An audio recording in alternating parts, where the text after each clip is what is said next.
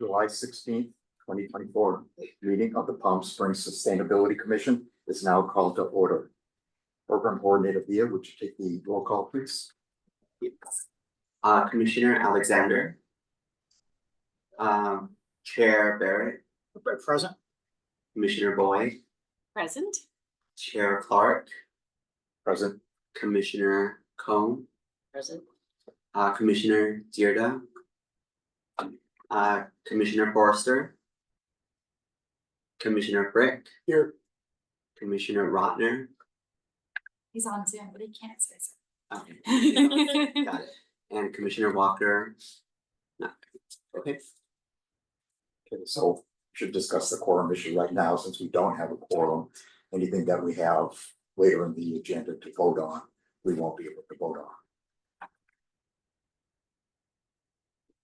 I'd like to welcome everybody this evening. I'd like to welcome the several people that we have on Zoom, and we have people here from the Tockwitz Creek neighborhoods and other organizations in that area.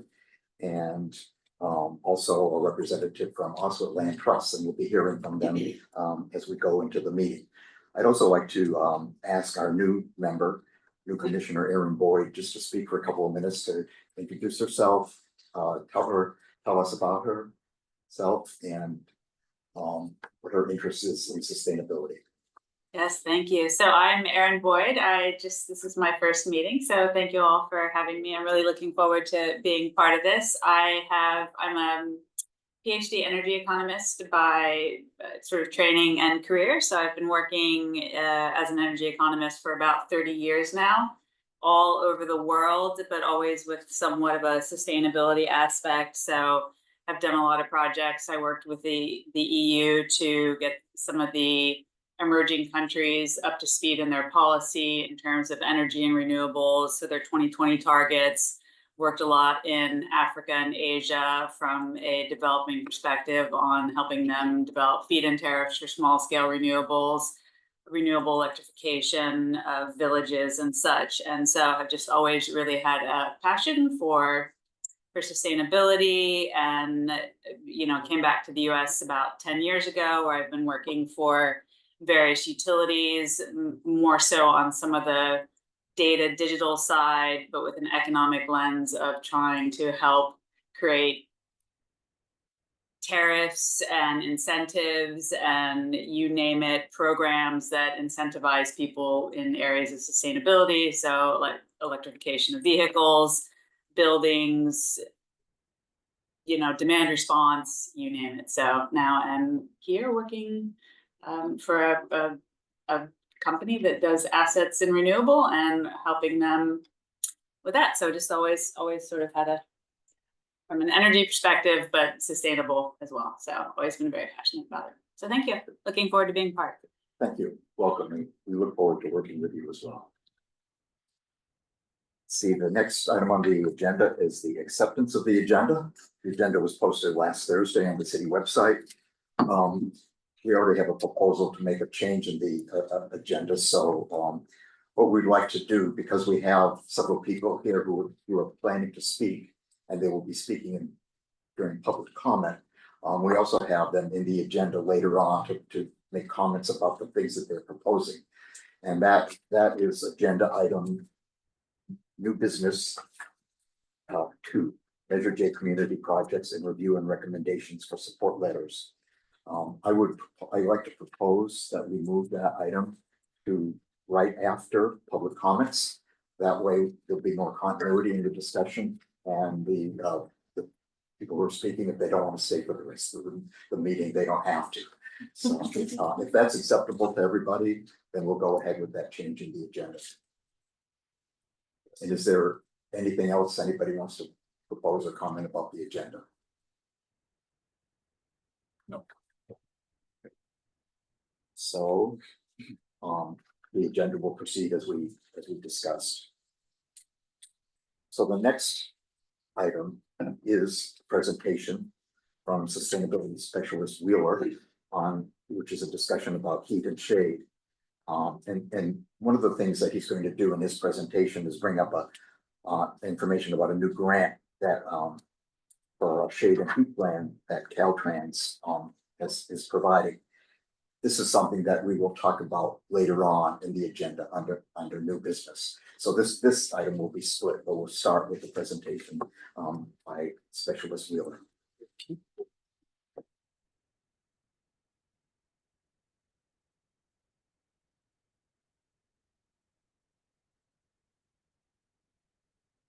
Hello, everyone. So I'm going to talk about extreme heat and shade as it relates to our work and what we're planning. So why is this important for us? So extreme heat affects, all areas of sustainability, the social, environmental, and the economic areas. It impacts how we get around, it impacts how much energy we use, it impacts the habitat around us. So really, as part of my work with transportation and with, the natural environment, this is kind of somewhere where I have to look at, especially with our climate and how hot it gets here. So little statistics, last year we had 114 days at or above 100 degrees Fahrenheit and 43 days at or above 110 Fahrenheit. And so far in 2024, we've had 26 days over 110 and 51 days over 100. So that is quite a long time to be in heat with pure sun. So far, out of the whole county, we accounted for 73% of the heat-related illnesses in Riverside County. The Coachella Valley had 22 heat-related deaths last year and 618 heat-related emergency visits. Over the past 5 years, there have been 130 heat-related deaths and 2,874 heat-related emergency visits. So who is the most vulnerable in this situation? Older adults, young children, people with chronic health conditions, people with disabilities, pregnant people, people in urban communities, workers, and people experiencing homelessness. So, kind of a lot of these demographics fit for our area. What are cities and agencies doing about this? So a couple of cities have began making, heat response plans or extreme heat action plans, and, to kind of see the impacts, the data. They're looking at, who's affected most, where they're affected most in their area, what are some strategies that they can implement. This kind of solely focusing on heat is kind of a newer phenomenon, but there are like a lot of other agencies that do have, heat planning, but it's in their sustainability plans or it's in their county public health plans. Other agencies have been doing more reporting and studies about, the illnesses and the deaths related to this. So for Riverside County, they do report, I think, since 2019, heat-related illnesses and heat-related deaths. And I'll show you what the dashboard looks like. They have a public-facing dashboard.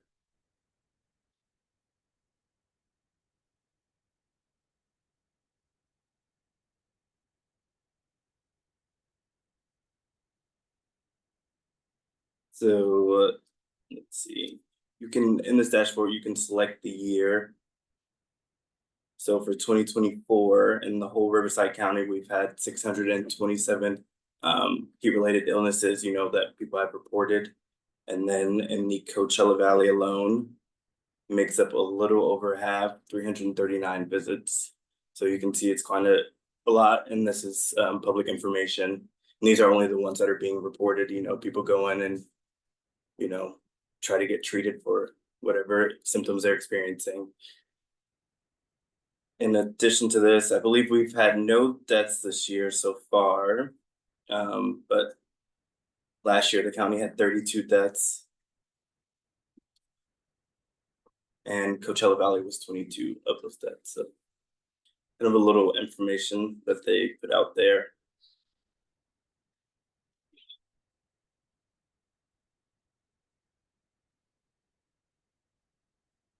So Maricopa County, Phoenix and the surrounding region, they also report illnesses and deaths, and their dashboard is similar but a little bit different.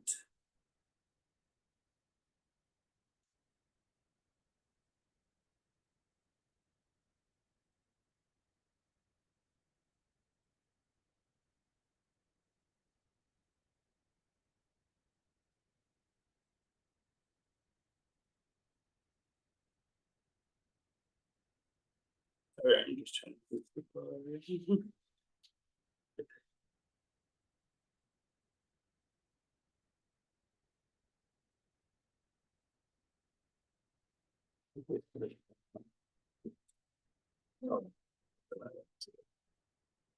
So this is what theirs looks like. So it's similar.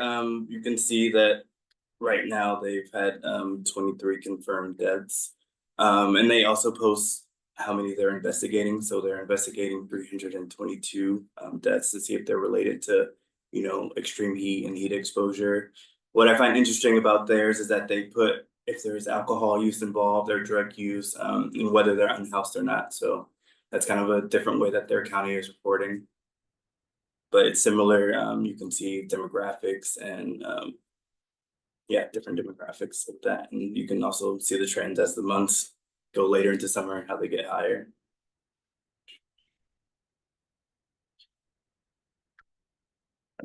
And then in addition to this, Sedona has done heat mapping. So they've looked at their city to see which areas have, you know, higher degrees in temperature because of different surfaces, impervious surfaces and concrete, different things like that. So they've kind of identified these areas and seeing the trends. So you can see this bright red area is one of the hottest, but you know, it's a lot of pavement and a dense development with little canopy.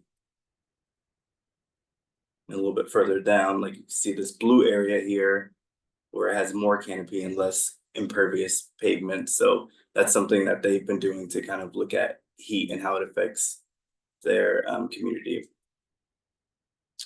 And another one I want to share is Phoenix's weekly reporting. So they report people using the cooling centers. So you can see here, they've had a grand total of 1,800 use the cooling centers from the 27th of June to July 3rd. That's the most recent report. And in this, they, you know, see what their transportation method is, how they got there. And then they also report how many related calls they've had for symptoms and heat-related illnesses. And, you know, they post the symptoms. You can see where the location of where the patient was. So that's like a different way that they're reporting this. You can also see whether they were experiencing homelessness or not, and if they were transported or refused transportation.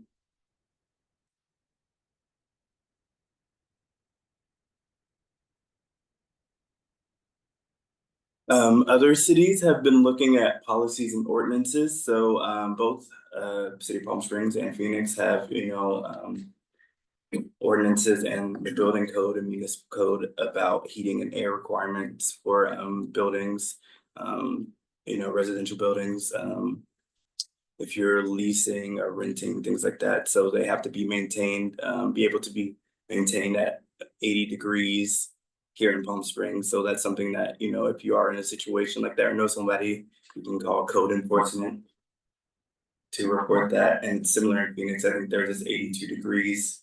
In Phoenix, they've done hiking restrictions as a pilot program where they've closed off and restricted selected trails where people have been getting hurt because of heat exhaustion. And that was from July to September. And I believe they tried that in 2021. And then LA also has a cool roof ordinances for residential buildings. And that's part of their green building code. So the requirement of cool roofs, and they kind of, you know, do that based on the, I think it's like the ambient temperature, like reflective, that the surface reflects. So a few heat mitigation programs and efforts that places are trying. So, you know, we have our cooling centers here in the county. Palm Springs has 4, and I believe there's a total of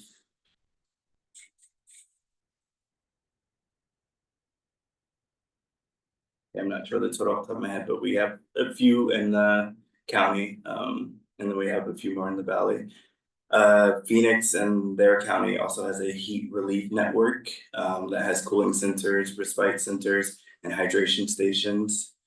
LA Department of Water and Power did a program for installing hydration areas and indoor, outdoor, publicly accessible areas. So you could get a rebate, and I believe that Park installed and refurbished 217 hydration stations around the cities. And Barcelona is doing climate shelters. So those are either man-made or natural kind of shelter areas where people can go and basically find refuge from, the extreme heat. So it could be like trees or shade structures, like little pockets and areas, and even some buildings have opted in, such as like museums and things like that, and cooling centers. So here's a map of our 4 cooling centers: James O. Jesse, the library, the Access Center, and Demuth Community Center. And this is what Maricopa counties looks like. So they have cooling centers, respite centers, different hydration areas, and they also have donation centers. So you can also, it gives the hours, if they're open or not, typically how long you can stay there, and you can also filter it to see what's open now as you're looking at it. And this is a picture of the climate shelters that Barcelona has. So you can see the one to the left is a more man-made one. Looks like it's near a beach, and then the ones to the right are more kind of like pocket, almost like parks. And they do have signs that say it's like a climate refuge area. So other programs, many places are installing shade structures. We've installed, some of our own, and even individuals and businesses have installed their own. Phoenix has a Cool Callers heat relief outreach, where you can sign in to basically someone calls you on extreme heat days to make sure your AC is running, or if you need any help, or if you need to go to a cooling center. They also do a We're Cool outreach center where they go outside and, they reach hard to reach populations and hand out different things such as water, hats, cooling towels, shoes, even, and other mitigation resources. And then other cities like Phoenix and Tucson are doing a lot of tree planting just to mitigate the heat effects. Tucson wants to plant 1 million trees by 2030. And Phoenix plants trees in areas that are disadvantaged in schools. So here's a picture of our shade structures. This is from the newest one from Victoria Park. And then the one at the bottom right is Barista, which they are going to be doing some remodeling too. These are different kind of shade structures. So in South Korea, they kind of have these transit ones that are like at street corners that look like umbrellas, and they have these ones in the park, where you can go and sit. And then these are some of the tree planting programs. So moving forward, last week we were awarded $400,000 for climate adaptation planning for an extreme heat plan focused on multimodal transportation. And in this plan will be identifying, which areas are most exposed to heat, which ones don't have shade, different design recommendations for, shade structures and landscape designs. Also just different strategies to reduce greenhouse gas emissions while also moving comfortably through the heat. And then other areas we're looking is seeing where there's gaps in our current resources and programs, and identifying policies and programs that would be useful for our community. And some projects that we're looking at is, obviously adding more shade structures and doing more tree planting, but cool surface projects, cool roofs, climate corridors, home repair, energy savings, and also public education. We've been doing some, outreach on social media about extreme heat and safety tips and things like that. So I can send the presentation. I did put a lot of resources in there too, if you're interested in, different kind of things about extreme heat. Any questions? Last point, that was great, thank you. So I actually have 2 questions, if that's okay. Just an informational question. You said in last year there were 32 deaths in Riverside County, 22 in Coachella, and none this year? Not yet, yeah. Is given we've already had a lot of extreme heat, what was the timing on the 22, do you know? I was just curious if we're doing something different this year, that for some reason we haven't had any now, even though we've sort of been through record temperatures. I haven't looked at the timing yet. I would have to look at that and see if there's any kind of trend, or see if it was later in the year last year, or how spread out it was. sometimes those death numbers also lag because it's not always immediately apparent whether it's gonna be counted as a heat death. So that's kind of to that, on the Phoenix dashboard where it's like stuff under investigation. So I wouldn't be shocked if we'd seen some, but it would be interesting to look at whether that pattern is mirroring our extreme temperature pattern. Excellent, thanks. And then one other question on the grant. Mhm. What is the timing for the studies and such? So right now we're finishing up some stuff to get the award, and I think we would start probably September. Yeah, probably September. I think they wanna award the money kind of soon, so. And finish? So at least for the data analysis part, that would probably be about 3 months, so I think that would be 3 months from September for the just the analysis part, but we do have to do like outreach and the actual planning, we have to use the money by 2027, I believe, yeah. Okay, so is the idea that maybe we have some things that we could do in advance of next summer? Yeah. Okay, Yeah, definitely. thanks. Thank you for the question about timing, because it brings up the question, is there a heat and humidity death rate versus a heat death rate? I mean, because if there were more deaths in the later summer, that's when it gets more humid. So that's just an exploration. You haven't been here this week. Very vivid.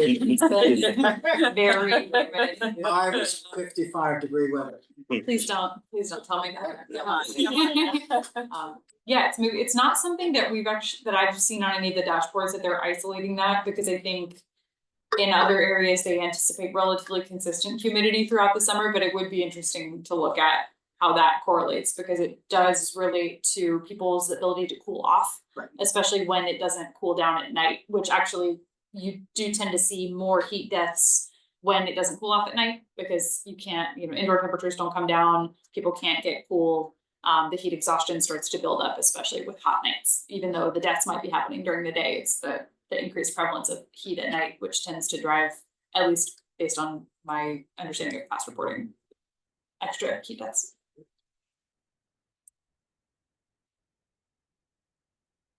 Any other questions?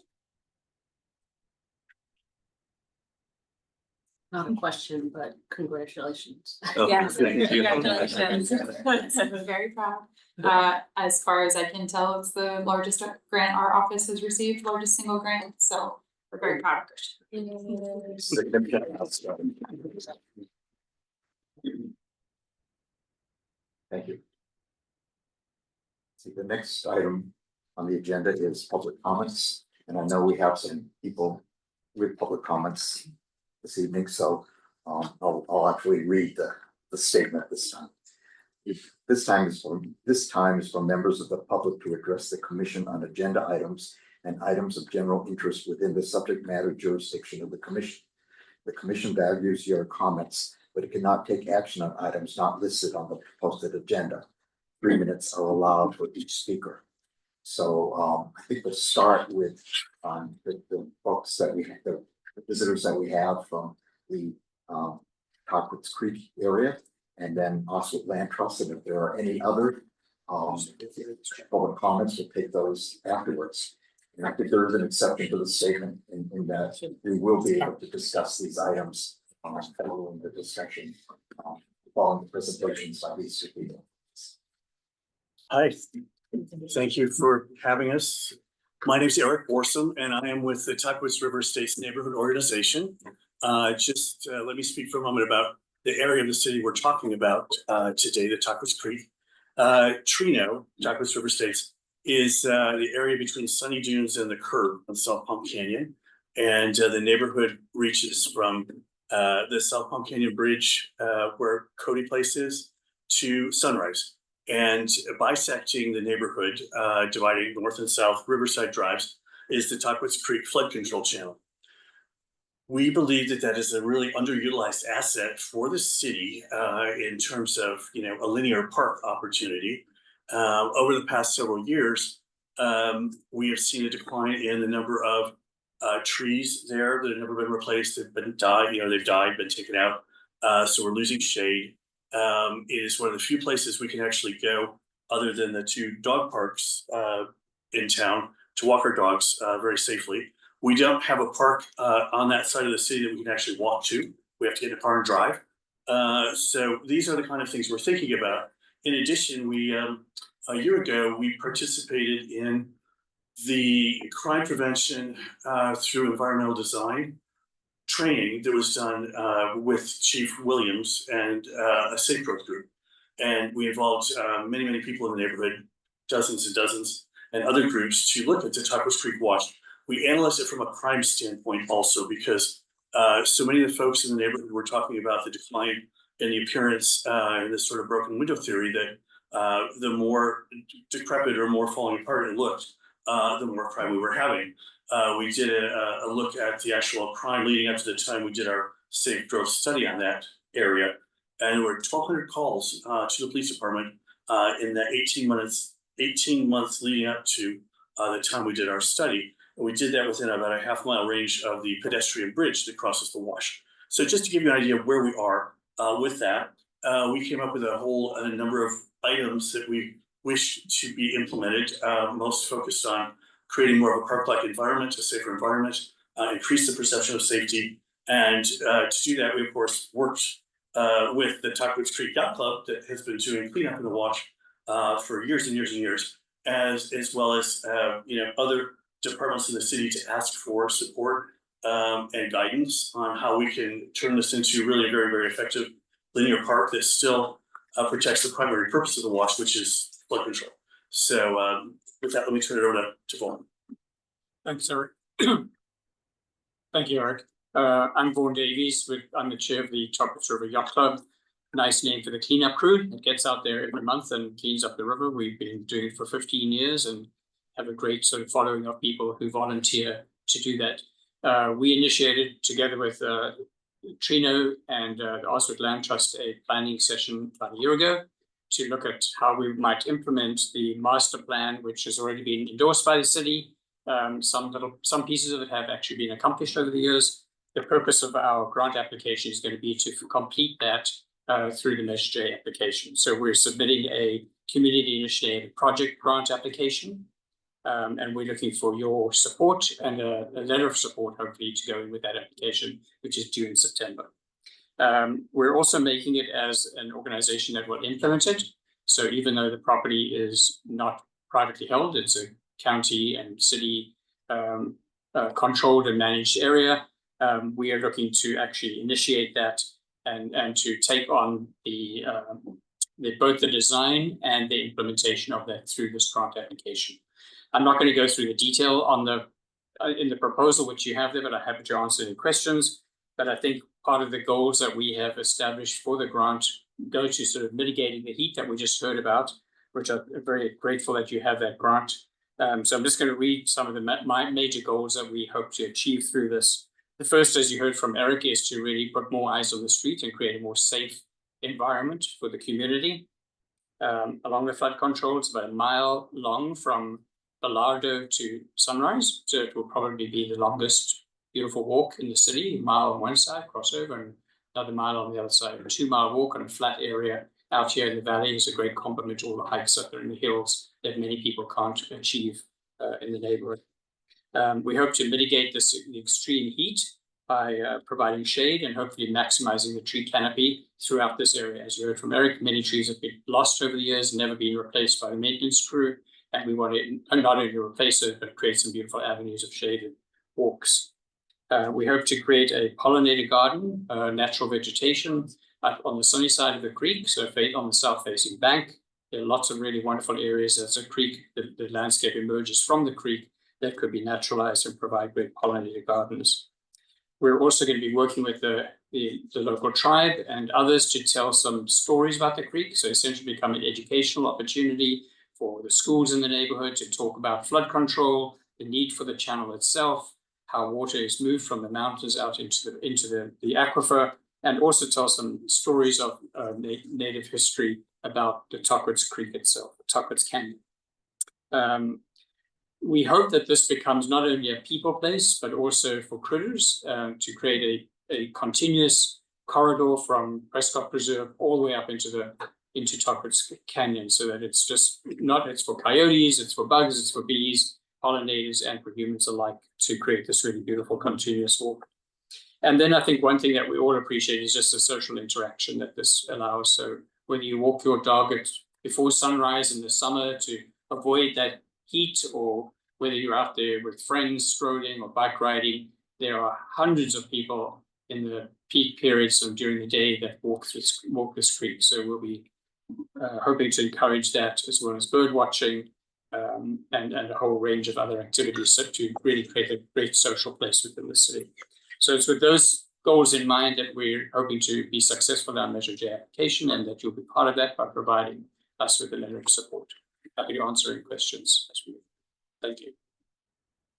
And Commissioner, just as a reminder, this is gonna come back right after public comments, so you can ask any questions if you're like. Thank you, Bob. And Chair, I might suggest that we extend the time window for public comments a little bit for our subsequent speakers as well. Sorry, we used No, 3 no, minutes. you're good. That's okay. That's okay.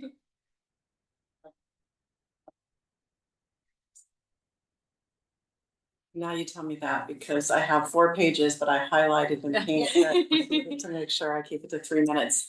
Hi. I'd say 5 is safe. You wanna Okay, have well, questions. I'll probably just keep it short too, because I'll wait for the questions.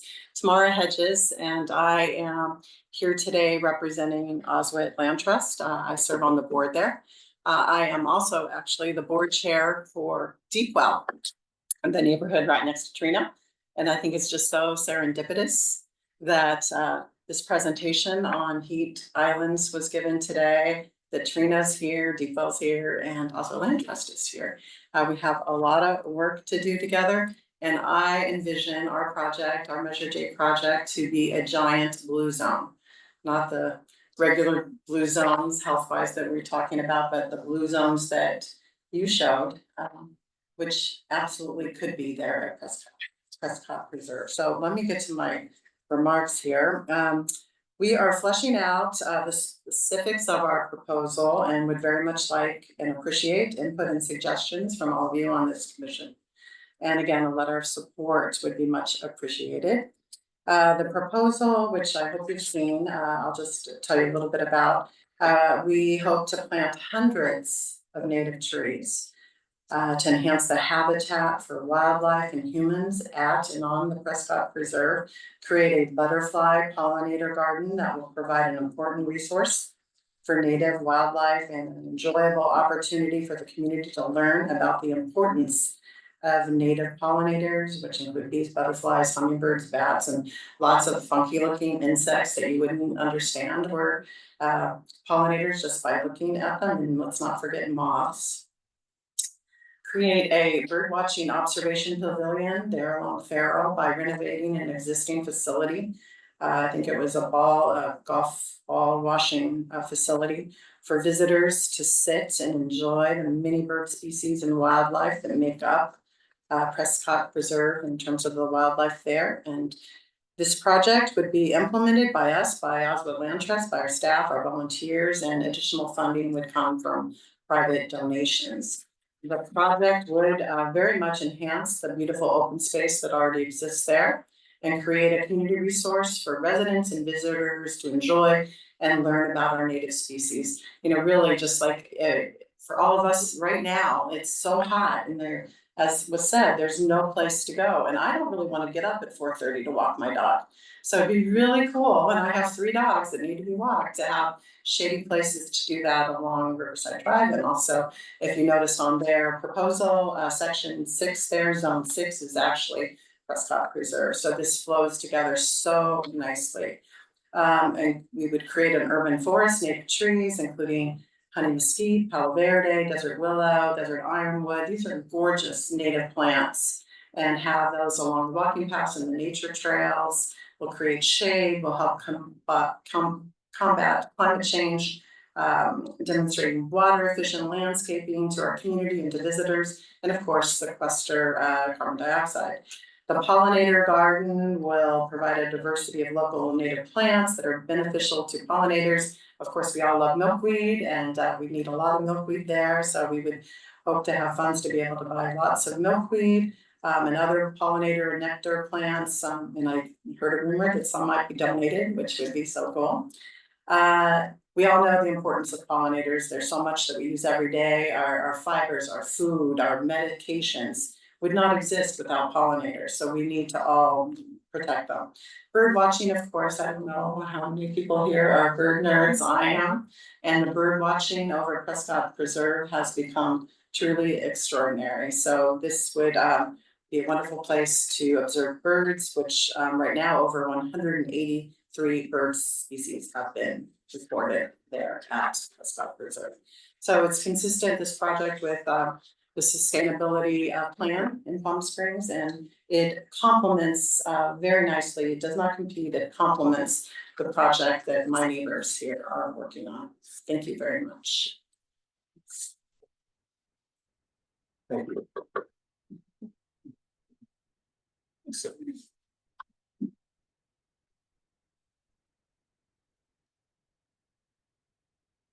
Hi, neighbors, friends, and commissioners. So glad to see all of you. Paul Hendrickson, Upper West Side Neighborhood Organization, dedicated city volunteer. And I'm here to talk about smoke-free Palm Springs, which you've heard from me over and over again.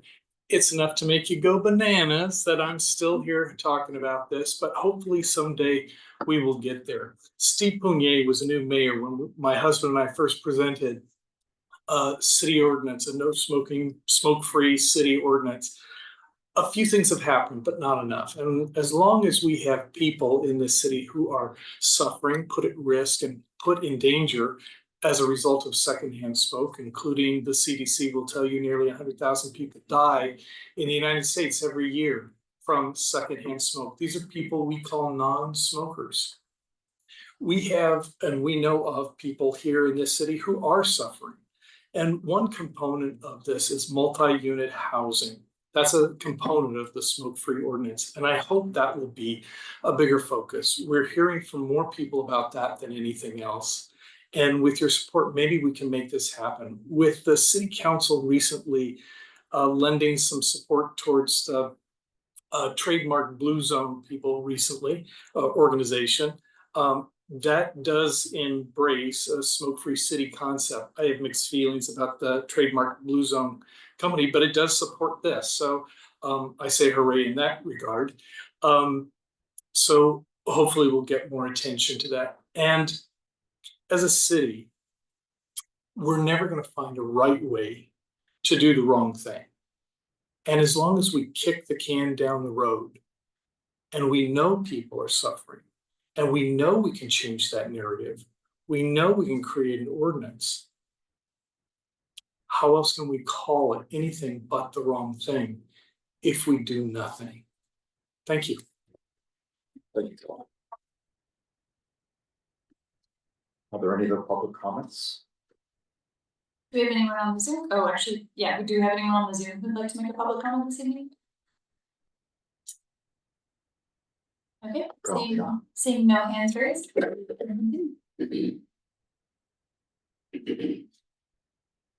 So, would you like to then move? Oh, into yeah, the sure, discussion? sorry, my bad. Sorry, I didn't know if I was supposed to do that. So yes, let me just quickly get us back over here. I'm also gonna do a quick little seat change to make room for our proposers, if they would like to come up and sit. So I'm gonna just really quickly pop myself over there, but if you three would like to come over here, you're welcome to.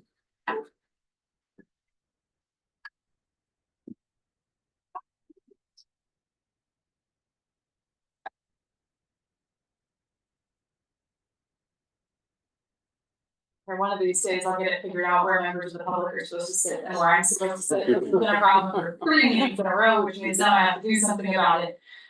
So just wanted to very quickly just give a little bit of context before we go into Q&A. So commissioners, you may have seen in your endless packet a quick just like Measure J 101 description. So the Measure J Community Initiated Project Fund is part of Measure J, which is our 1 cent for every dollar spent sales tax here in Palm Springs that goes to fund community benefit projects.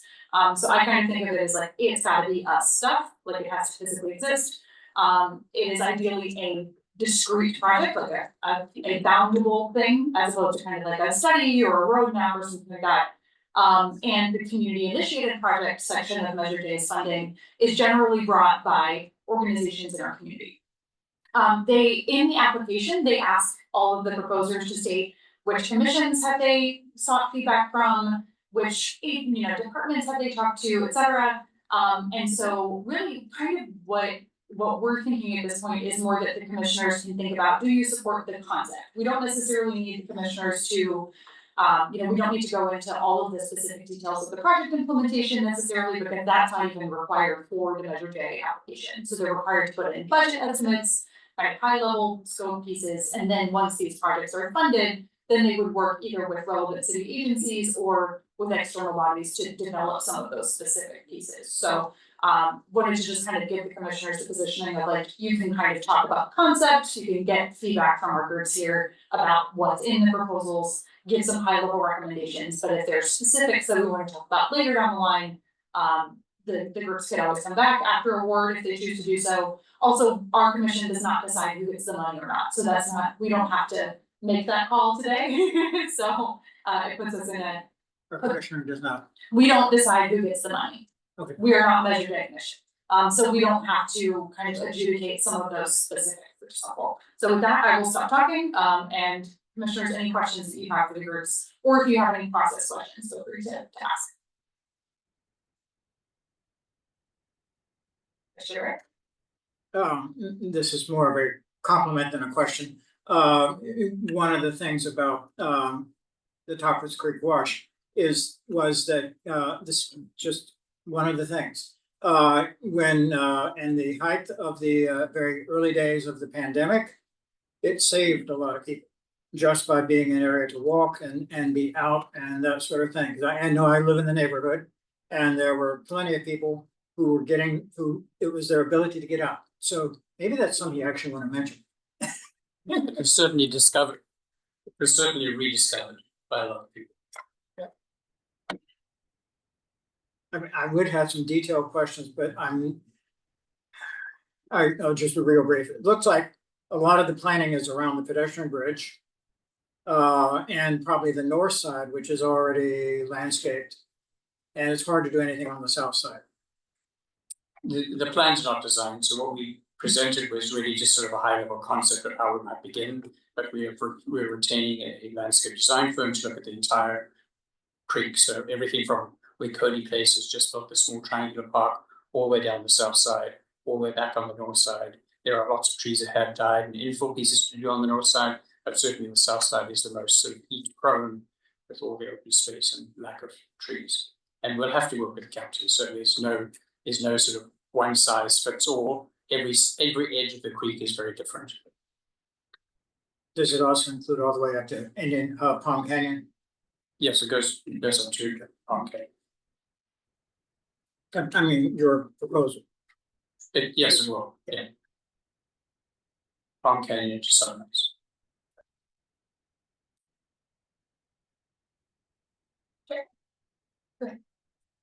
One of the things that we've been talking about in our climate action subcommittee is the CV link and promoting that. And certainly one of the things that needs to be done is to make the CV link more connectable to various places in Palm Springs, the northern route and the mid-city route. In your longer presentation, you did mention connection to walking trails and so forth. Have you specifically thought about the CD link? And actually, I don't know just where, I believe it goes quite close to there, but I don't know exactly where it goes relative to the area you were talking about. Right, the CP link has actually been implemented in that park. It begins with the shelter that's on Palm Canyon on the North Riverside Drive side, and it shares the pedestrian trail all the way down to Sunrise. At Sunrise, it will cross over eventually under the bridge and connect to the other side. That's going to be in the works soon, and then it will join up on the south side with the new trail that has been built on the south side and then runs past Prescott Preserve essentially. We've been coordinating with CV Link to make sure they're aware of this, and they've given us input on the plan too. The city bike trail also goes up Mesquite. So for the hotels and businesses, they come over and use the pedestrian bridge, which was the center of what we were talking about from the standpoint and they cross over and use it too. So it's all being worked together and to give us great access to Prescott by going underneath Sunrise instead of trying to cross over. It's a very, very dangerous spot. Is that something you will mention in your proposal? Yes, we certainly mentioned it's being integrated, but it being implemented under a separate budget and not a Measure J required funding.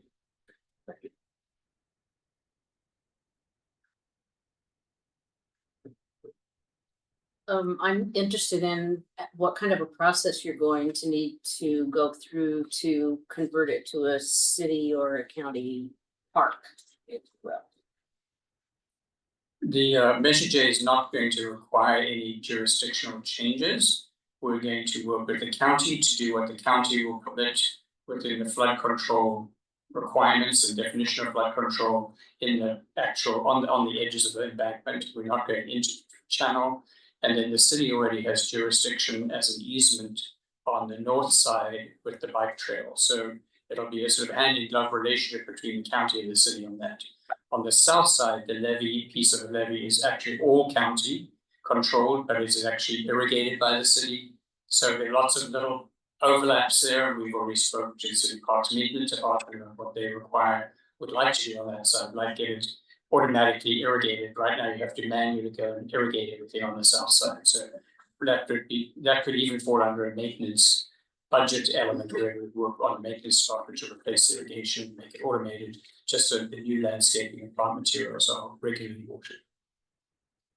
Are both of the government organizations looking favorably on your proposal? I think so, yes. I mean, one of the reasons why we're involved through the Toppers Creek Yacht Club is that we've had a relationship with them for 15 years to try and manage that and work with them. So we've had a good working relationship with them, understanding of that. And so is the city. So the city meets with them regularly. In fact, after COVID, those sort of relationships sort of slowed down a little bit, but we're initiating our regular quarterly meetings again with the county, just so everybody knows what everybody else is doing. So yes, we'll be coordinating with that. Thank you. I understand that, following up from, Commissioner Collins, there we go. I never call her that. Comments. I understand that there are some concerns about, Riverside County's clearing of the wash.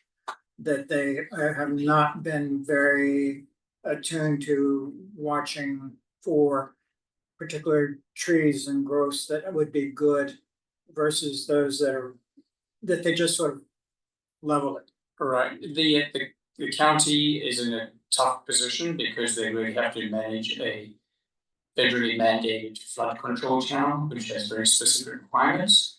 And if we want to change those and allow plant materials to grow to a more mature state, which we would like to do, we have to rethink and reopen that design. So that's an entirely separate thing. What happens in the, let's say, the ditch is not part of this. We're not interfering with that. It's everything on the outer edges of the levee, so to speak, to the sidewalk. It's far too complex an issue to really discuss today, but we would love to have that discussion with the county and yes, it was I would say its maintenance was well overdue and they did come in and mow everything down recently, so we all were horrified when we noticed the change and a lot of the plant life and species and native habitat had grown up over time that should not have been there from a flood control measure. We've got to love and enjoy, and that disappeared overnight. So that was a bit of a shock to everybody, and we're going to hopefully work differently with the county in managing it on a more regular basis, I think, really. So if you don't wait 6 years and then tear it all out, because that's not really the way to manage a quasi-natural environment. If we could say, just in the meantime, also the neighborhood itself, people who live there have taken some of this under their own control. And for instance, one of the targets was to remove the invasive castor plants that are poisonous to the dogs. Say, for instance, people are. So, for instance, folks from the neighborhood are. I just did Anyway, one of the words, that was all. Yeah. Okay. Did you say castor plants? They're castor plants. Castor bean is an invasive species that has been proliferating in the creek, and we had a cleanup that we worked with the county, notified the county that if they couldn't manage to do it, we'd do it. So we worked with them and Oswald Land Trust, who volunteered all their staff and local vendors who provided machetes and things for us to help do that, did that as a kindness, I think, to the county so that they wouldn't have to do it. And it's been taken care of. It was hundreds of hours of lots of people's time that the county could ill afford, we were told, so. I could say something more, Well, if you want, we can also, whenever questions are done, we can move to deciding kind of what level of support the commission would like to provide on these proposals. Do you have any other clarifying questions for the group? it just a perspective. I live near there. It would be wonderful for that whole stretch to be more park-like. From there through Auschwitz over to El Cielo. Yeah, it's El Cielo. But to me, the Toppers Creek Park, that's public land and it remains public land. And that's part of my thinking about those projects. The Auschwitz is not public land in quite the same way as it's city or county park. And so that influences my thinking about this.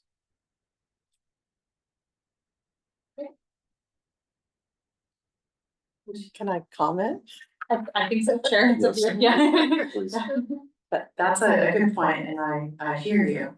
But we are committed, Oswald Land Trust is committed to have Prescott Preserve be open to the public. It is a public space. We want the community there. We talk a lot about wildlife. And that's really important, but people are important too. And the plan is to keep that open forever for people and wildlife. Keep it safe, keep it beautiful for people and wildlife. Okay, any other questions for our proposers today? Okay, great. Well then, Chair, I'll turn it to you to discuss. We're at the point now where we really want to discuss our response or the level of support. So I guess the question is, what form would that take? Would it be a letter? Sure, that's a good question. So there's kind of two options from my perspective. One is a letter. The other is, in the application, it kind of, so you could either do sort of like a formal full letter, or the application kind of just asks for like a list of some general comments. If you felt more comfortable with maybe like a short summary, some kind of high level thinking, but didn't want to do a full letter. I think that would also fit within the confines of the review process. I think the only reason I'm suggesting that is because we don't have enough members for a quorum for like an official. What's that? Bernard's one is that? But he's not able to vote because we would have had to publish his address where he currently is as a public meeting site. And I don't know that he wanted that on his vacation. That's Brown Act, which I can always, if anybody's curious about that detail, I'm happy to get into that offline. So kind of if you wanted to share some more informal comments, since we can't take a formal vote this evening, I think that could also fit within the confines of what's being requested by Measure J, would be my understanding. This question is, Two questions. Chair first, then Commissioner. what would you like? Something separate from us or something that goes into the application? And I've looked at the application. I see where it has places for commissions having made input. Right, if there's an ability to make some input that is positive, that would be great. And that obviously would be beneficial, but I don't think you have the ability actually you do have a September meeting.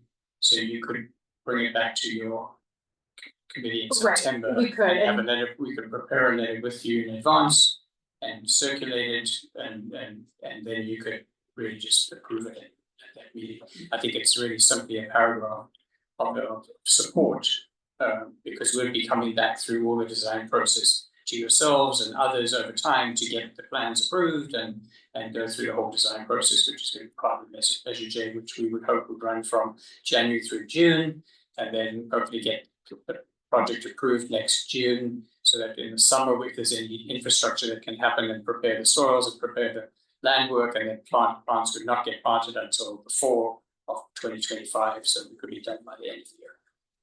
So there is time between now and September, I think, for you to get us something. And even if after, I can't remember the Measure J application deadline off the top of my head. November. End of September. September 30th. End of September 30th, okay, gotcha. So I 'Cause believe you have one more meeting. I was worried about the timing, so I was gonna say, we could always do a letter like right after the deadline if we needed to, but it sounds like we would still be able to do one. And. I just wanted to say what he said. Okay, great. And then Commissioner Carney had a question. And yes, I would favor that when our September meeting that we take this back up and go forward with the letter, because I think that has a greater impact on the level of and suggestion of the level of our support. So that's. So we could, the group could kind of suggest discuss the outlines of what that would look like, and then we could bring back a letter for approval by the full commission in September, is that sound? Yeah. Aligned, okay. Thank you. Thank you. Thank you very much. Yes, so appreciate it. I appreciate it, thanks for coming, thanks for the proposal. Go ahead. Before we let them go. Specifically for tomorrow, I have a discussion for the commission, but it also focuses on the proposal from Oswald Canyon. And that has to do with the pollinator garden. And as a resident informal historian of the Sustainability Commission, I do want to remind the members here that several years ago, we did make sign the mayor's monarch pledge for the National Wildlife Foundation. I think that was in 2019, and I believe there was supposed to be update. We're an annual signatory to that. Okay, so Yeah, we signed it this year. so that's really what I was looking for, because we hadn't talked about that before. So Okay, sorry. so we're still, We just kinda do it. we're still making updates, so we're still active members as a commission and an office of sustainability. As a city, yeah. As a city, Mhm. that's correct, supporting the mayor's monarch pledge. So that's good, and with that backdrop, there's an organization that some of you are familiar with called Milkweed for Monarchs that especially prior to the pandemic, we went to the farmers market, I think every Saturday or once a month for a couple of years, and we had milkweed available for donation. We've done that a couple of times this year as well with at the market with the current staff. Milkweed for Monarchs really would like to continue that relationship with the commission and the Office of Sustainability, and we do plan to make plants available to the Prescott Preserve. Basically, it's been in the works. I think right now it's too hot to do anything with the plants, but I think from the fall, we would like to get together with the preserve folks and do a walk around and talk about where plants could go. But this is something that really I'd like to tie into the commission and the city and the Office of Sustainability as well. And thank you so much. I actually got my very first milkweed plant from the farmer's market. And it's thriving. Good, I remember you.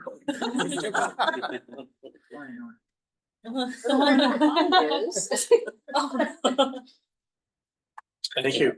Thank you. Thank you. That's very. Are there any kind of high level comments that the commission would like to make this evening, and thinking about this amongst yourselves? Sure. This does require some work between now and September. So we probably should plan on getting some people together to write something up as a draft to be prepared in September. Would you wanna name an ad hoc group, or do you all wanna kind of just coordinate that separately? Well, we actually have another one similar that we need to It's talk true. about during the summer, so we probably should name an ad hoc and perhaps ask if there are one or two people who'd like to participate in a couple of meetings between now and the beginning of September, just to talk about what we've discussed and to draft a letter with members of the staff as well. I'm happy to. And I'm happy, and also it seems that since we're pointing at Christian. Since we're talking about shade, and this is a lot about shade, that Christian needs to. yeah, we're involved with staff as well. Christian, you can be the lead if you want, Right. sounds great. I like the suggestion, Vice Chair. Yeah, we'll work together on supporting the group, so Commissioner Boyd, Vice Chair, and Chair Clark. You're at one. And I hear it's Commissioner Boyd not here. No worries. We're trying to be a little more.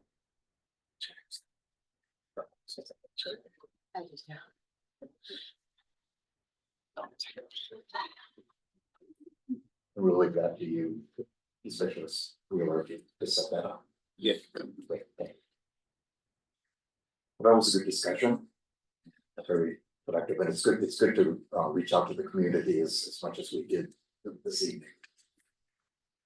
The next item on the agenda is chair's comments, and I have a few things that I'd like to mention.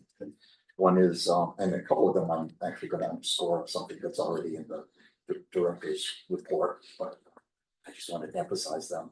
One is tomorrow at the library is going to be a presentation at 2 p.m. on bird migration and bird friendly buildings. Commissioner Frick will be participating in that, as well as a professor from the College of the Desert. I would encourage any of you who are available to attend that. One thing that we just learned is that there's going to be a joint meeting of the City Council and the Tribal Council for the Agua Caliente Band of Cahuilla Indians, Thursday, the 18th at 5 p.m. at the Convention Center. From the agenda, it looks like they'll be talking about status of projects and programs that both the city and the Band of Indians are working on. So that should be interesting. I assume that'll be available on video. Correct, afterwards. it should also, I would imagine it will be streaming on our YouTube channel. Okay. Since it's an official city council meeting, generally those are all live streamed on our YouTube. But it will also be available after the fact as well. And yes, it's mostly current projects, but there's a lot of focus in this meeting on arts and culture. So there's some updates from the tribe about some of their new cultural museums and programming, some updates on the city side about kind of arts and culture and our work here as a city. One quick, is it possible, it wasn't clear if it's possible to go to that in person.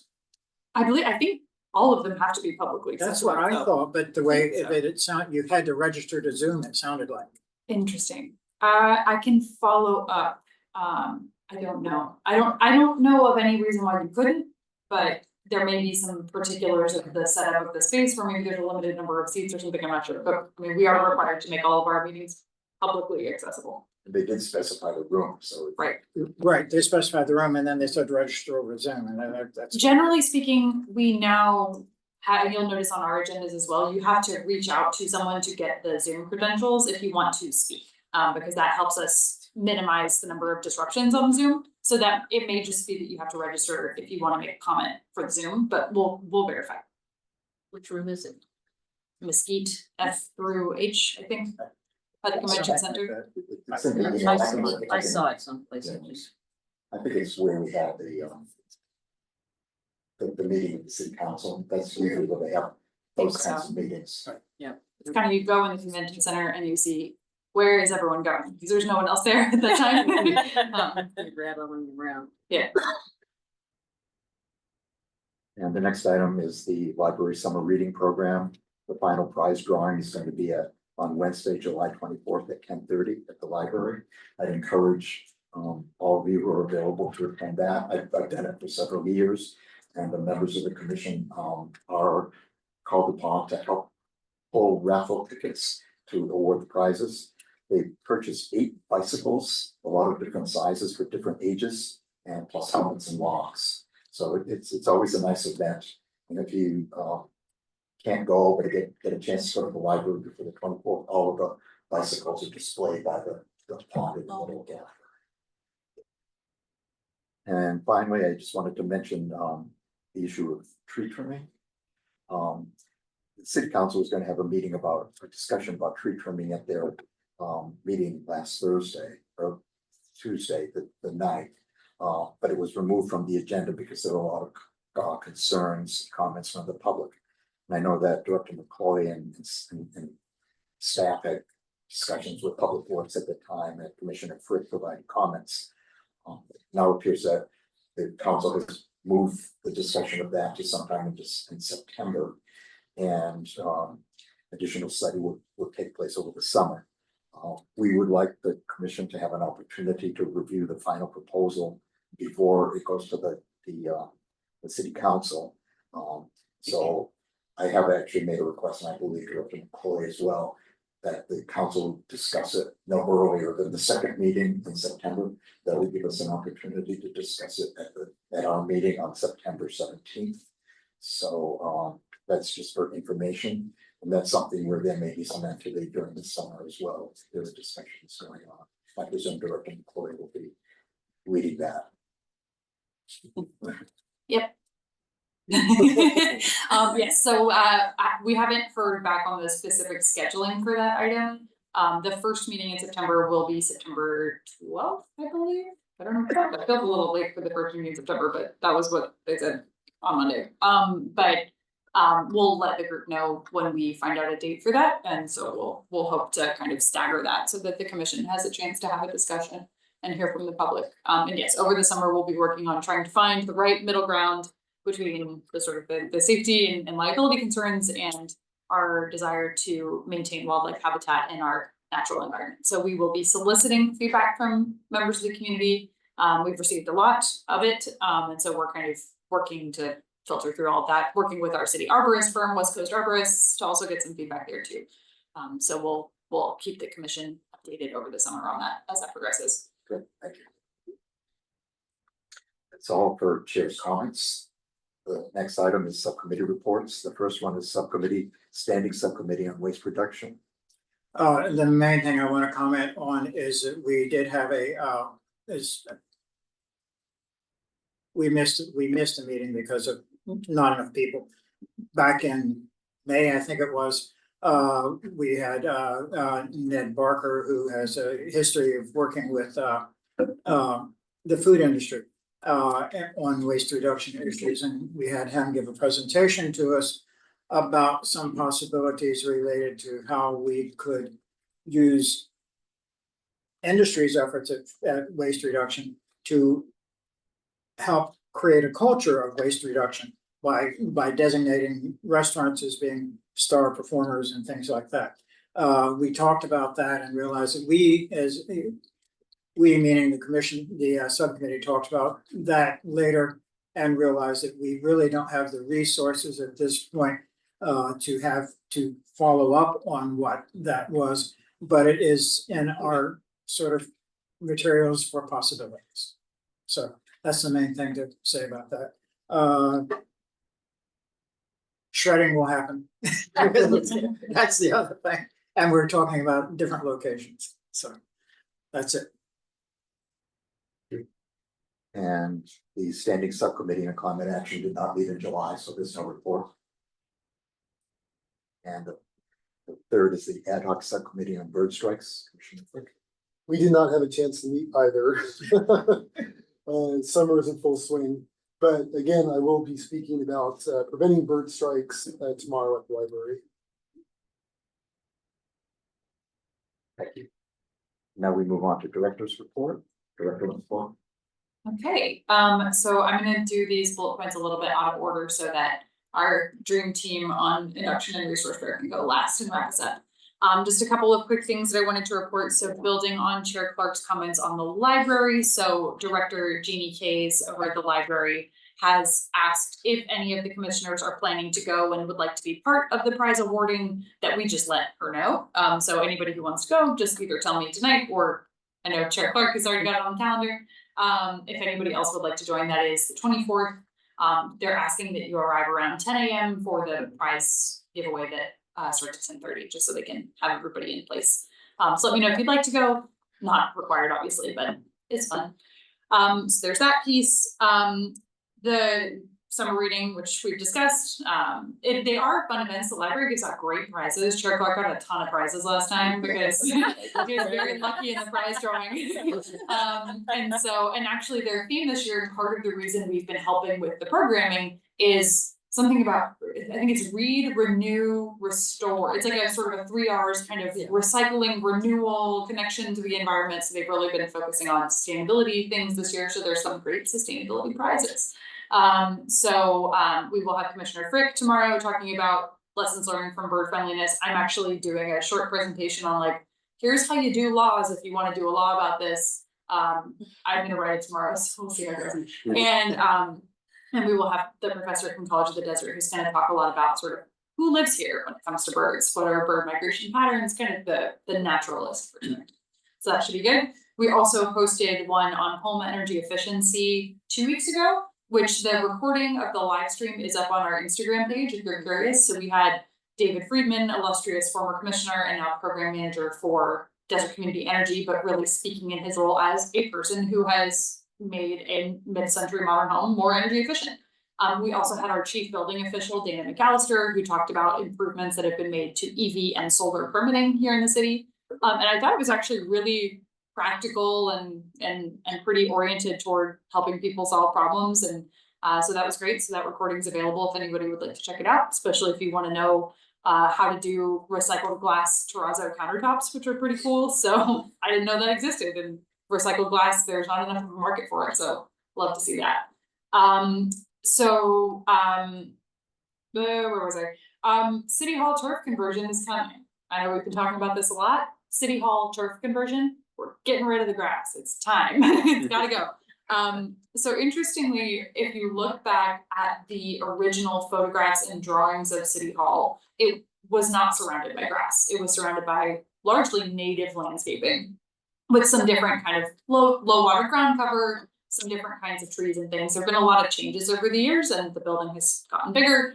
But our planning department has been taking the lead on identifying sort of historic conformance, opportunities to bring us more back in line with that original landscape and look at some different program opportunities. So the first thing that will happen with that is the city council will get an opportunity to give overall direction after reviewing the sort of historic documentation.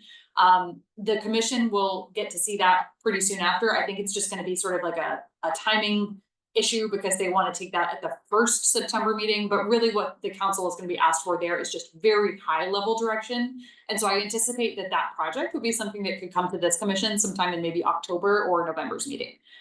So you all would have a chance to give perspective on and input on the actual project once the council has said like, yes, we would like the staff to investigate this as a project option and give us direction for that, which we have not currently gotten.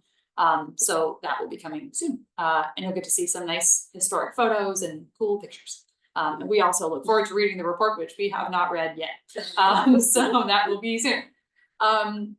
We are starting a really interesting project with Public Works, and kind of on our city buildings. Anytime you see me write big C city, that usually means city government city, and small c means all of us collectively. So we're working with the firm that actually manages the cogeneration facility out back. Fun fact, we have a cogen plant. If you didn't know that, I will tell you about it later. It's a long story. That firm is going to be working with us to identify energy savings opportunities across our building portfolio, which Juliet and I learned today is 36 buildings, turns out. And which is both more and less than I thought. I don't know. But so we're going to be doing a study of all of those, also looking at some renewable energy opportunities. And so obviously we'll bring to this commission kind of like the high level recommendations there. We're kind of advising it from a decarbonization perspective. Public Works and Facilities is looking at it from we really need to avoid having to do massive upgrades to electrical equipment and switchgear by saving energy because we got some opportunities around here to do that. So it will also help us plan for our EV charging, particularly for the fleet, but also for the public, adding more EV charging infrastructure. So that's really fun. Looking forward to doing that. Had a very in-depth meeting about it Monday, but there'll be more coming soon on that. I know that's something the commission's been interested in. And then finally, I'm going to hand it over to, like I said, the dynamic duo here to talk about the induction demo and resource fair, which happened after our staff memo went to publication. So I'll let you guys talk about that. Yes, so the department hosted its first resource fair, Friday. Seems long ago, but Friday, and we had 7 vendors offering different resources for our residents here in Palm Springs, but we also did our induction, which is really exciting. So, induction is an alternative to gas stoves. It is able to heat up your food with electromagnetic energy. So there's like a copper inside that heats it up. So it was very exciting to introduce that to the residents, and it was excited to see them like we heard like whispers when Alan, who is a volunteer for Building Decarbonization Coalition, or BDC for short, he stir-fried vegetables and also tried to boil water. That was on our fault. Though. We didn't put enough water too on it. But it was really but it was really exciting to see the residents kind of get excited. People were whispering like, how do I get this? How much does it cost? And so that was kind of like the big highlight of it, and it was a pretty good first resource fair and introduction to induction for the city. Did you want to add anything? I sure did. So overall, I just want to give a shout out to Mines Health Center for hosting us. So they did a wonderful job in assisting us. They had a table themselves there. We had, just to list them off, Palm Springs Disposal Services. We had Sunline, Desert Community Energy, Sustainability, Housing and Development Services, and Wellbe Health. So they were all very helpful. I think overall it turned out fantastic, and we will definitely be doing it again. Did you have a good turnout? We did. So initially we had ordered 4 trays where we initially thought it fed 10 to 12 people each tray.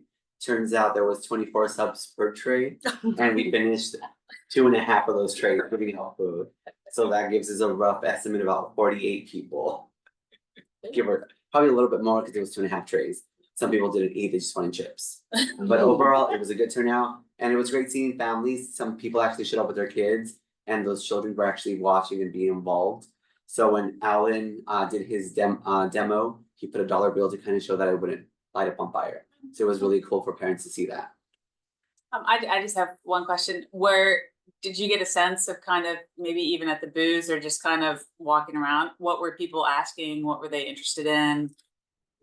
Well, I didn't personally hear anything because I was kind of keeping an eye out on other things, kind of how the flow was going. But one thing Juliet here was doing was asking how people found out and what the resources they were there for. A lot of them were there for, I think the first family was there for the Wellbe Health. They did have somebody with a disability, they wanted more information on that. Then a lot of it was just, it was good to hear that a lot of it was through social media or word of mouth from like schools that were our flyer was reaching at that point. Great. Yeah, so induction wasn't necessarily the motivating factor, even though a lot of people became really interested in pursuing induction. Even some of the staff of the tables who were there were saying like, oh, I found it on Amazon, can I order it? And I was like, if you want, yeah, sure, go for it. It was very sad that I couldn't. Yeah, we'll be doing more. Oh, and the news came. The news was there. Ben was on the news, the 11 o'clock news on Friday night. So, yes, the news was in attendance, which is always good. Which anchor? You know, it was, NBC. Yeah, it was on NBC, and I don't remember. remember. It was one of their kind of field producers who I hadn't met before and whose name I did not get, which I should have. But it wasn't one of the anchors in particular, but one of the field crews, and they asked great questions. And I met the news person from ABC on my way out, and I directed him to you. Oh, perfect, thank you. That's Wait, I'm standing because I hear better when I'm standing. Sorry about that. I had asked Bert about the possibility of the induction demonstrations in particular, being more broadly provided. I think that there might be some neighborhood organizations, those of us who are involved in 1PS, who might be interested in doing. We can get Paul to do it. You probably would. Oh, great. And I know, once people start returning, I think there's good opportunity to do that. You know, one of the questions for me, because I have to replace my range because my cats turn on the gas stove. You can't. It's hard to, induction ranges either don't exist or they're tremendously expensive. So a lot of what we're seeing, and actually what I've done, like in my own apartment kitchen with a gas range that my cats turn on, is you can buy like an individual burner. So it's basically like a really nice hot plate. And so those are like somewhere in the range of like $50 to $150, depending on how many bells and whistles you want. Definitely cheaper in most cases than buying a full range. And doesn't necessarily require an electrical upgrade. So if you're looking to kind of do an interim step, that's kind of, that was the equipment that was being used at the demo, and that's what I've done because I don't have the authority to replace my stove necessarily. Or I don't really want to give my landlord an $8,000 donation, basically. But yeah, that is something that we're hoping to see more products that fill the space between the like $150 really nice single burner and like $5,000 range. Like there's a big gap in there. And so I think as more people start using these, we'll maybe hopefully see some of that product fill in, but anything else you guys want to? Are there any grants or rebates or So available? there are going to be more rebates available. Most of the rebates statewide are on heat pumps right now, heat pumps and heat pump water heaters, which is great, but I think induction cooking is coming. Yes, I think it's like the next thing on the rebate bucket probably. So probably I would guess a year to 18 months from now you'll see more, would be my uneducated guess. I think that's all we had. Did anybody have any questions on any other items in the staff memo? Been busy. Thank you. Probably should do a time check here. We're an hour and a half into our hour and a half meeting. Yep. And we still have several items left.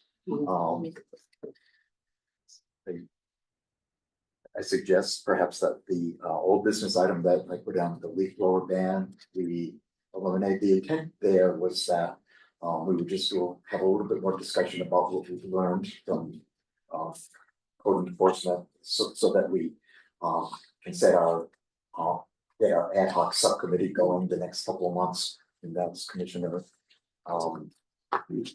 Brick and Commissioner Cohn. And I'll be getting in touch with you and see when we can meet, but because there's probably not a lot to accomplish on that tonight. Not a ton to report, but I'd be happy to sit with the ad hoc once you guys want to have your first meeting, and I can we can do a and we actually have some new collateral that we'll just pass around for folks to take a look at. So it's front and back. It's one's in English, one's Spanish. Oh, okay. Yeah, So same we can thing. take a look, just to browse.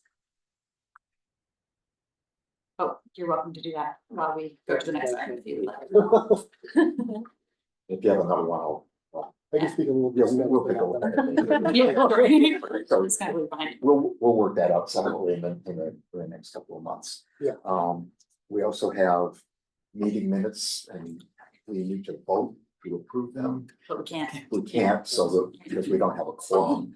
So in September, we'll have 3 meetings to approve the minutes. And maybe some more bonus ones, maybe March or February. So, yes. So we can defer that to the September meeting. Then go on to new business. The first item is the summary of the CCEN conference by Julia, our intern from Iron. So the 15th annual California Climate and Energy Collaborative, or CCEC, or SEEK for short also, was here in Palm Springs at the Margaritaville. And so the theme was collective innovation, cultivating collaboration for equitable climate action. So this was really nice, a forum to have a lot of local and regional governments, as well as nonprofits, agencies all over California come to the city of Palm Springs and talk about energy. And I was very happy to see a lot of the commissioners there. So thank you, get a little glimpse of the world that I have, energy. So I really liked a lot of the sections. I'm looking forward to reviewing the slides. For those who weren't able to go, they're gonna publish the slides, I believe, by the end of this week. So you'll be able to kind of see what they were talking about. I personally went to a lot of the ones about contractors, since that is something that I want to focus more on my next term. And so we're getting to learn about the different ways to build up local contractors, and also getting to meet other cities that are also dealing with the same problem where they don't have a lot of local contractors. They would have to wait for other contractors to drive all the way to the city to do these projects. So yeah, so I think it was a very fun thing, minus the foodware stuff, but it was great. It was really great. There were some, it was a preponderance of disposable cups. That probably should not have been there, but that's okay. A lot of disposable cups. Would any of the commissioners who were in attendance like to offer any additional thoughts on that? I thought it was interesting to hear everyone, but I would not recommend Margaritaville as a location. It was my first time there, actually. It's not good for sound. No, not great for sound. Any other thoughts? I attended several sessions and, there was one that I thought was pretty good. It had to do with, climate action roadmaps. And there was some guidance there in terms of how to move forward on a roadmap and so forth. I took a lot of notes from that. And so that's a session that I think, I can share some information with the subcommittee on as we go forward.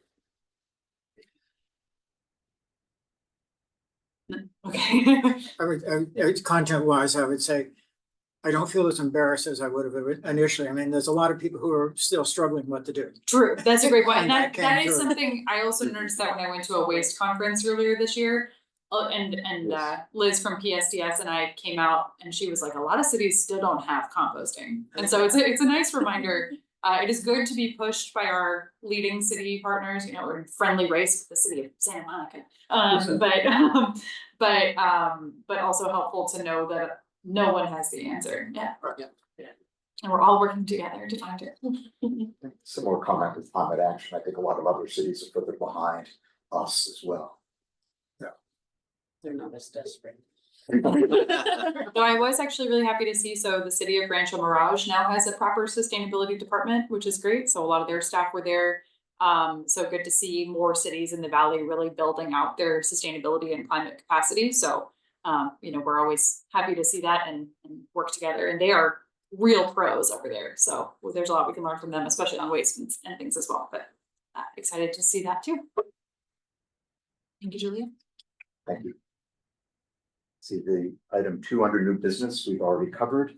And item 3 is recommendation of resolution to accept the Caltrans Heat and Shade Grant. I think we have a problem there too, because we don't have a quorum to vote on it. Right. It's a time sensitive issue. It is a bit time sensitive, I mean, we don't technically require for a resolution of this type, a commission endorsement, because we're basically saying, and then I'll turn it over to Christian, but I'll just talk about the process piece here. So in order, this is new for me too, California cities are so funny. But in order to receive money from a grant making organization, our city council has to pass a resolution saying, yes, we would like to receive the money that we applied for and we agreed to apply for. And so now we have to again say we want it. And so this is a requirement of the funding conditions. So in order to stay on track, because the city council goes on recess in August, the same way this commission does, we have to get this resolution in for the next meeting, which is July 25th, which is next week. So we wanted to bring it to the commission to make sure you're also okay with us getting the money. And then I'll turn it over to Christian to talk about what the money's for. But technically speaking, I think your endorsement would be great. And if anybody would like to give a public comment, kind of not necessarily on behalf of the commission, but as a commissioner, you're welcome to do that next week, but not required for something like this. So we would come to, or. The city council meeting. Here. Yeah, or you could email in a comment if you would like to the city clerk, so, but you just couldn't do it on behalf of, Chair, does that sound right to you? Yeah. My understanding is that you couldn't do it on behalf of the commission, but you could do it as a commissioner if you wanted. Only if we agreed ahead of time could we do it on behalf of the. Right, and so we'd have to have a quorum to be able to do that, so we can't do that because we don't have quorum, but if you wanted to individually, and again, not required, but if you wanted, you could send. Since that can be submitted over email, yeah, I mean, if somebody can come up with a little language just to make sure what we're saying. Yeah, sure, that's probably fine too, yeah. That could be here, very. And you could probably just copy paste from the staff memo on that, because the recommendation section is generally It's in. sliceable thing, it's toward the end, I apologize. But you can probably just pull language directly from there if you want, or we can come up with something. But if the commission is comfortable with that as a group. So it's really up to the individuals. Right. Yeah. Yeah. But Christian, you wanna kind of talk through the situation with Grant? Yes, so we submitted this grant application in January, kind of the middle of January. And it's a sustainable transportation grant through Caltrans. And they have different focus areas, and we chose to focus on climate adaptation planning. So really mitigating the risk that climate change poses to our area as it relates to transportation and transportation infrastructure. So we're focusing on extreme heat and multimodal transportation. So getting people around, walking, biking, public transit, and EVs, and basically how to do that in an adaptive way for our climate. So within this whole plan, we're gonna be looking at urban heat study similar to what Sedona did, shade equity study, saying which areas in the community are, more shaded, less shaded. A heat impact assessment, saying which areas are impacted most vulnerable. A community stakeholder engagement plan as part of this, design recommendations for shade, structures, sustainable and functional landscaping ideas and other urban design, interventions. As well as strategies and pathways to safe, comfortable, and efficient transportation throughout the city that also reduces GHG emissions. And then also strategies that aligns with our local goals, our regional goals, and state goals. So that's kind of a little what we're looking to do with the whole plan.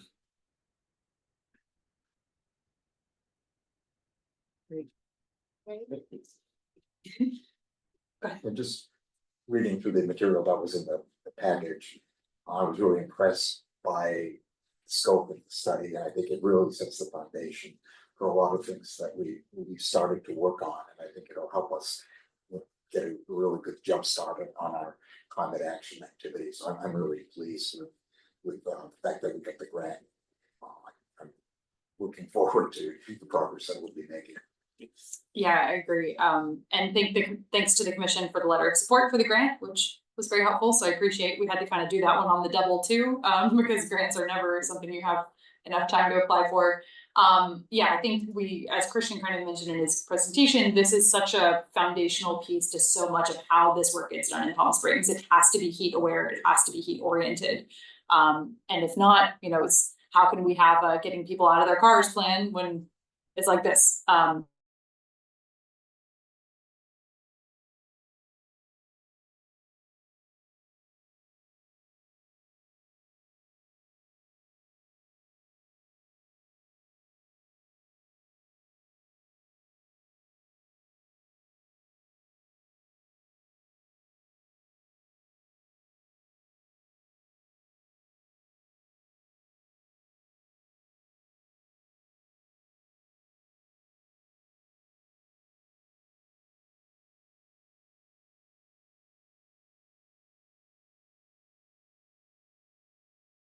To pull from the arrows in the video. So there should be a little up arrow next to the video. See by the start video. Up arrow, quick, owl camera. And then do the same thing by the microphone. Echo canceling, and then under speaker, please select echo canceling, and then just readmit Kendall.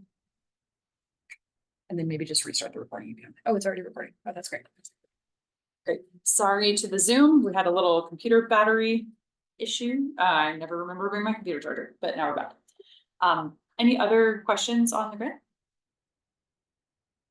Okay, great. Christian has a lot of work to do, so please send emotional support.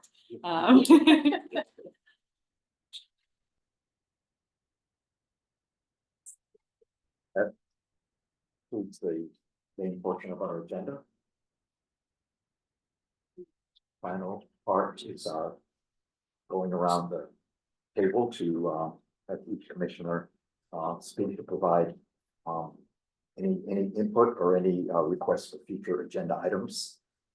We'll start with Commissioner Quick. Yeah, so is the California palm tree trimming going to be on the next agenda? I didn't get For the commission, clear on that. yeah, so it'll be on the September agenda. The one thing that we haven't gotten confirmation for from the council yet is when they want to bring it back to the council. So what we've requested, because the council has a meeting on September 12th, our meeting is September 17th. Theoretically, they could bring it on the September 12th meeting. We've requested that they not do that so that we have a chance to have our meeting first. Does that explain? Yeah, Okay. so if they do decide something on the 12th, will we, is it a done deal? So- We have no input? So on we the could change? call a special meeting theoretically, so if it gets put on the 12th and the commission would like to have a special meeting about this topic. As long as we have a quorum of commissioners, we can call a special meeting if we wanna do that, so we have, luckily, we have time to see that, like figure that out. We'll have a good amount of heads up probably if they wanna bring it on that meeting. I would imagine in that case, if commissioners wanted to request anything particular about it, you could make comment to the council members or make comment in the meeting. I don't necessarily, and so it's hard to predict what the council, what action they would take on that item at that time. So, We will have a workaround plan, and I did write directly to Mayor Bernstein. I just haven't heard from him, but I suspect that they will encourage our input. So hopefully they'll have it out there.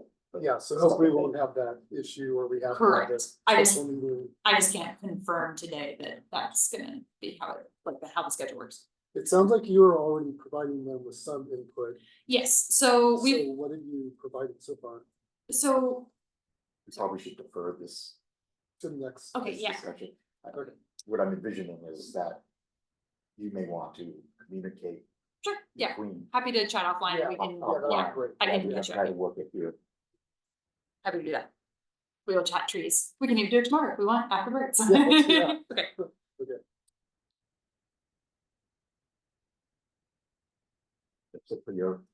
Yeah, just as long as we have. Yeah, we'll make Discuss that it before this. we'll make that a priority. Yeah. I think the next- The fact that there were other comments from people in the city, I think that the council probably will make an effort to listen to all the comments that come up. Commissioner Boyd? No comments additional from me this time, thanks. Actually, one minor comment real quick, which is that there is some expression from DCE about somehow incorporating Commissioner Boyd. And I'm not sure how we do that. Maybe community advisory. Yeah, Was yeah, because I'm the community. Oh, you are community- the. We'll follow up offline about that. And I do, does the commission appoint it? I don't. No, know. it goes through DCE and the DCE board. Okay. Commissioner Cole? Nothing. Yeah, I don't have anything else either, other than to remind staff and Commissioner Barrett about regular 10 o'clock Right, agenda. thank plan. you. That's the Thursday after our commission meeting. So Thank to you. let everybody know, we jump on it really quickly. We meet 2 days after the meeting so that the discussion is fresh in our mind. If we plan the agenda for the next meeting, there's always time to update it, and it usually gets updated. So with that, I would like to ask for a motion to adjourn the meeting of the Sustainability Commission to September 17th, 2024. We can't pass emotions. Well, So you. I would like them. That's a good point. But our vested interest. Benevolent dictator. That's right. We all agree. By consensus, Yes. Very There you we go. adjourn to September 17th. Thank you. Thanks. Oh,